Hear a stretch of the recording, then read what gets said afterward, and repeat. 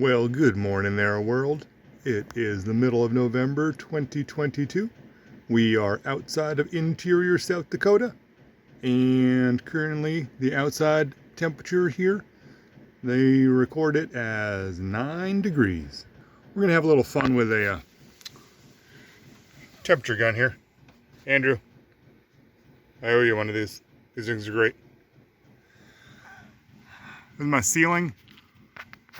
This is between the ribs. I got a rib here, and I got a rib here. So this is a factory school bus with the original ceiling insulation. We've yet to pull it out. You see that? This is where all of the steel connects from the inside to the outside. I got 29 degrees on my ceiling. I move over to the middle of an insulation pocket in the original ceiling, still metal on metal contact, and I'm at 45. Let me go to just a single screw right here. That little single screw is making outside air contact, and it's 10 degrees colder than just a couple of inches away. Single pane bus windows, middle of the glass, along the aluminum flange. Middle of the glass, aluminum flange. My wall, I'll hit it, I can only hit it at the ribs, so my ceiling is 27 degrees in the ceiling. I'm getting warmer and warmer towards the top because I got a little bit of hot air collected. That's me just talking. Coming down my wall into the metal side panel coming down the rib. Middle of the wall where there should be some insulation pocket.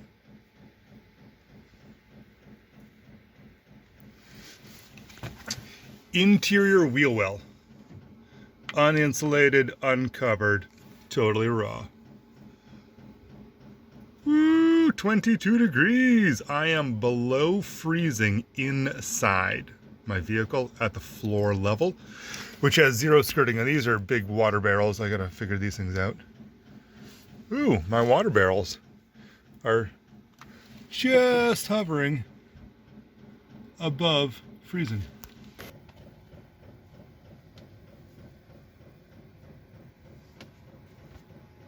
It's time for tea. Anytime is time for tea when it's this cold out. So we kept the school bus windows in temporarily. We are going to be taking them out in literally just a week or so. So we're not doing any major fixes on draft work. But in between the windows, we've got no sealant, because school bus windows don't come with sealant for drafting. So there's this crack that went in between them, and when you put your hand across, you can feel the cold air just blowing in. And it's not that pleasant. So a very quick temporary fix that we did was literally just putting painter's tape over top. It doesn't help with insulation at all, but it stops that active draft. So it's made a huge difference not having cold air actively blowing into the school bus. One reason why we went with painter's tape is because you can easily pull it off and it does not leave any sticky residue. Otherwise, our typical go-to tape is Gorilla Tape, otherwise known as heavy-duty duct tape, but that will be really nasty, especially trying to get it off of this grooved window frame. So we went with the painter's tape instead. You'd probably make note that we have not even bothered with any curtains yet. We've sort of got surprised up here in the South Dakota land with the instantaneous 50-degree temperature drop that happened in less than 2 weeks. No joke. This is our little half-wall curtain up front. It is a couple of bed sheets. Factory edge seam of the bed sheet managed to just slip through a big PVC tube. And I have saved all of these little clips. These little clips are what may have held your bus seats to the frame. Save these things. They are so great. That's what I've done most of my conduit hanging with. And there's just some of our mental list. We've got some insulation. We're about to go hunt for some rigid foam board, and there's our RV windows that we're looking at. In my front entrance, there's the awesome little sign that says watch your step. This is a front engine, and this is outside. That right through there is outside. There is no joke that school buses were never built and intended for anything other than short-term temporary transportation of youth children. So they are leaky. This is one of them diesel heaters.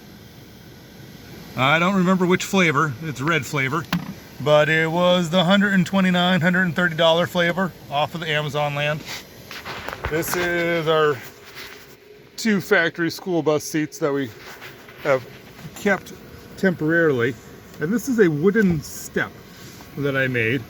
And what this does is it gets, the heater comes out, goes to a T, and then it can shoot into my kitchen floor.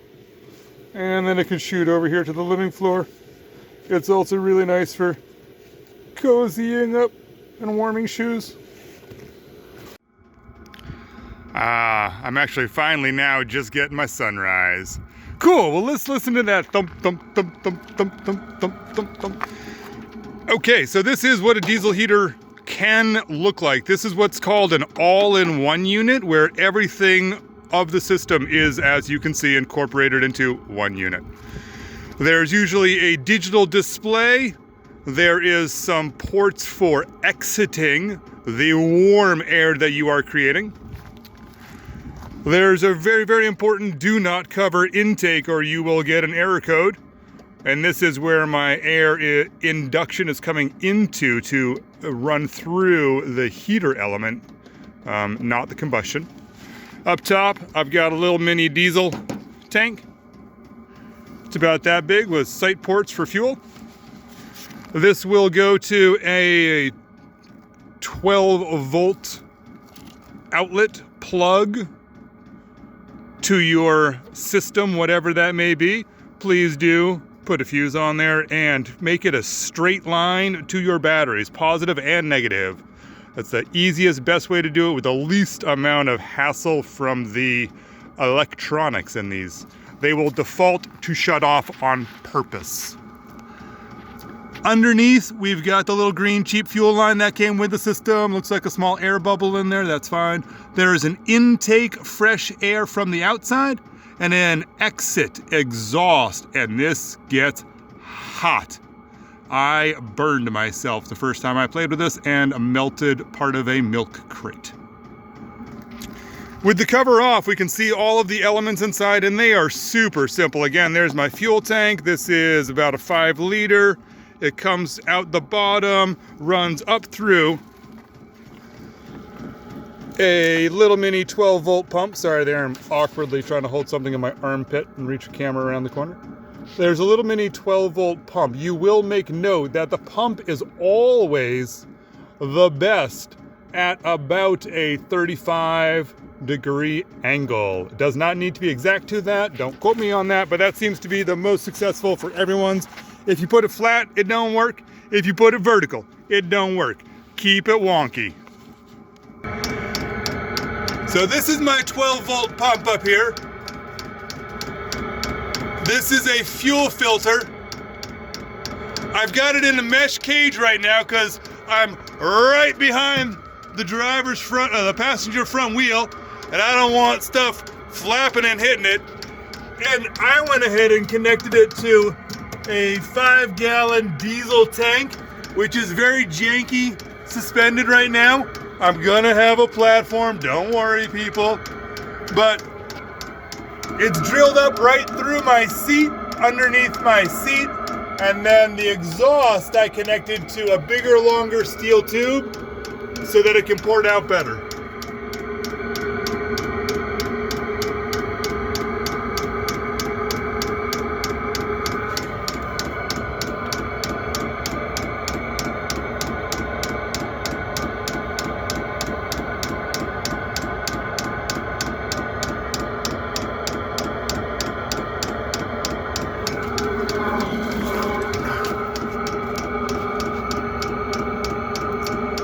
So that's the exhaust temperature coming out underneath my bus right now.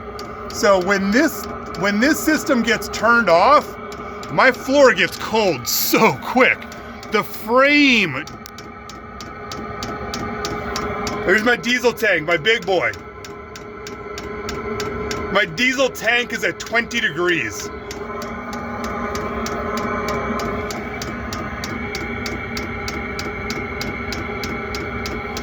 Woo! It's chilly! This is just a fun little thing for you. We put a little door handle out here on the outside, and it's so cold that we don't want to be grabbing metal. So we just put a little string. And this is the easiest door lock we have seen that we created. It is 2 gigantic eye bolts through the bottom quarters of the doors. Ours opens out, they're bi-wing doors, so they both open out saloon style. And we've got a big gigantic padlock that fits on here. It's very easy and evident, costs us dollars. And then I got another one on the inside. South Dakota. It's cold here, people. They said it was gonna be cold, but I thought they were joking. Diesel heaters have been great so far. It was a very easy option to put a lot of dry heat. Dry heat is the key there into the vehicle, and we could also mostly choose where to install it. Exiting that exhaust was more important than I was really led to believe. And again, you saw the temperature differences. My exhaust pipe coming out of the diesel heater was 200 to 300 degrees. And the metal frame around it right now was below freezing, all the way down to 20 degrees in my diesel tank. And directing that in the right spot, not melting anything, is ideal. And potentially finding a way to use that excessive heat that we are just burning off. The diesel heater itself, again, is a variety that you can find on Amazon. We have no affiliations as of yet. We are a little bit slow on that uptake, so work on that for me. And this was a 5 kilowatt version, apparently. There is a 2 kilowatt version. We went ahead and bought each one of them, all 3.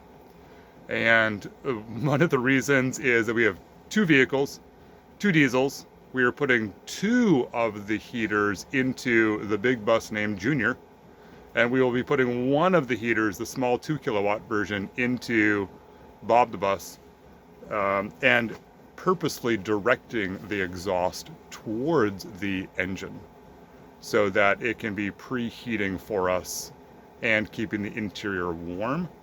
And that's not happening right now because it is almost too cold to be outside holding tools, which is exactly what I just budgeted for and bargained for to stay for the next few months.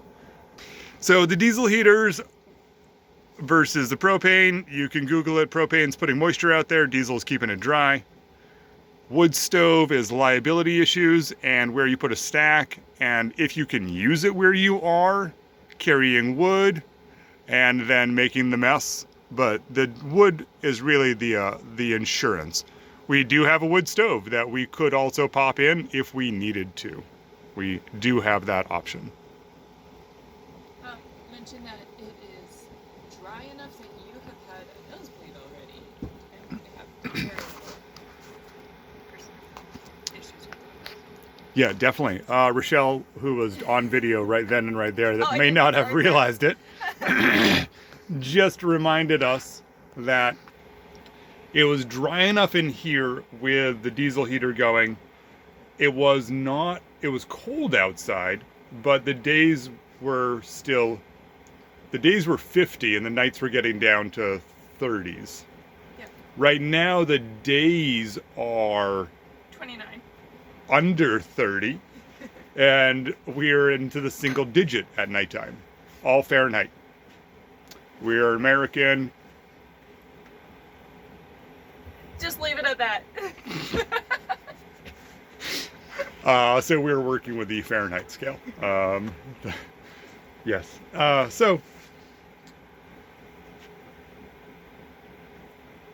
Brain Well, fart? anyway, it got so dry.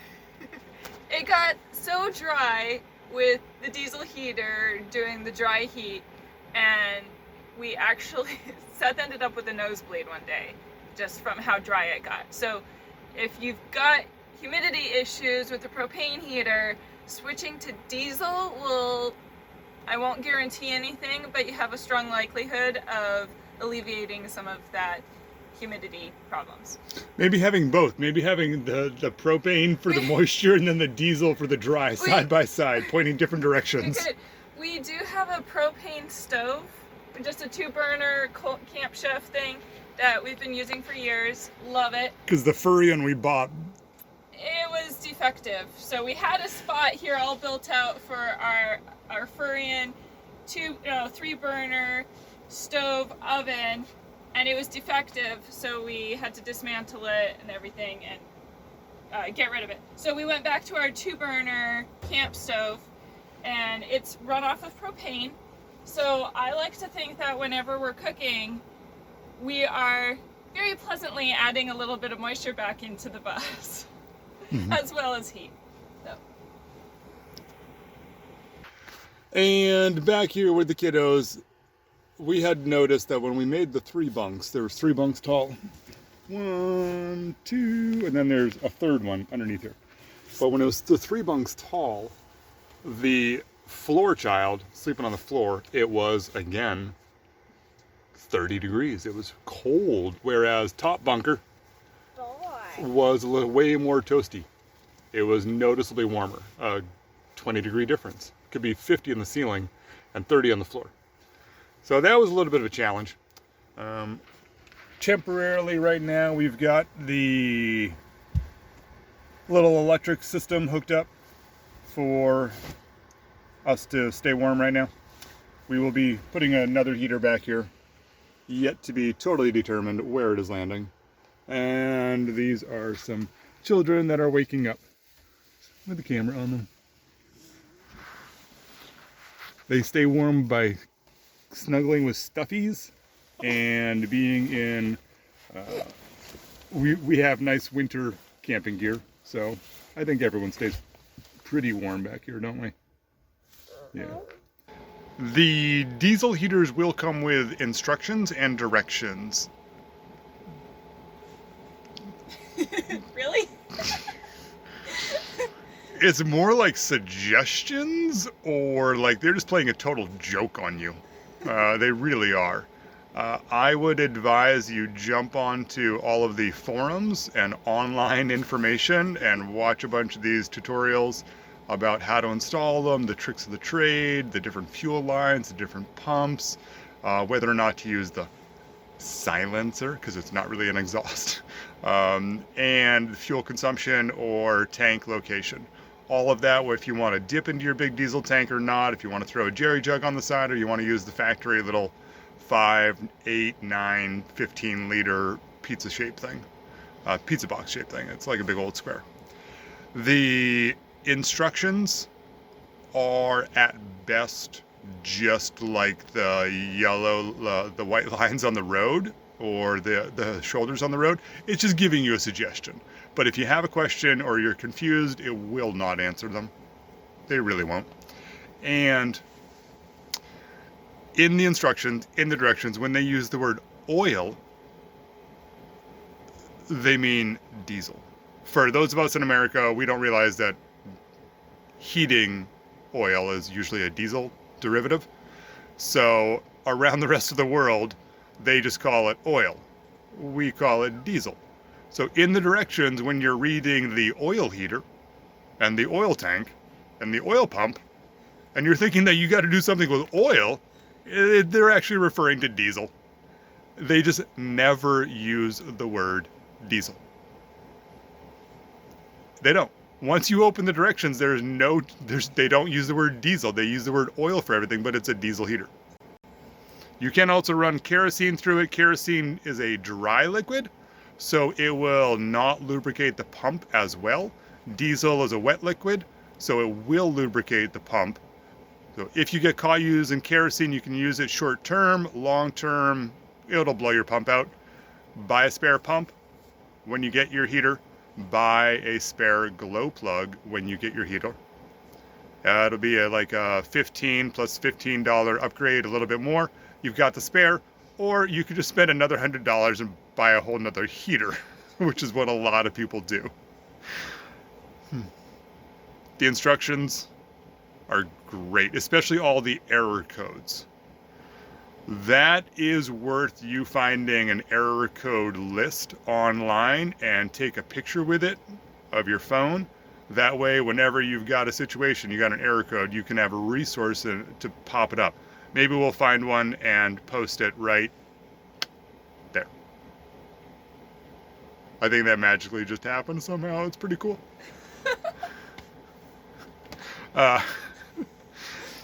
Getting the error codes, there is lots of them. We have experienced them. You will too. That's all I can say on that one. Most of them make sense afterwards, and the error codes is different than the packaging information when looking for the error codes.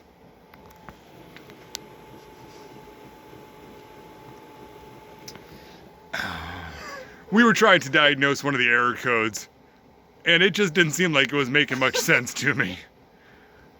But I was down there at the machine, and my assistant, my friend, it's actually a story of my friend's friend, by the way.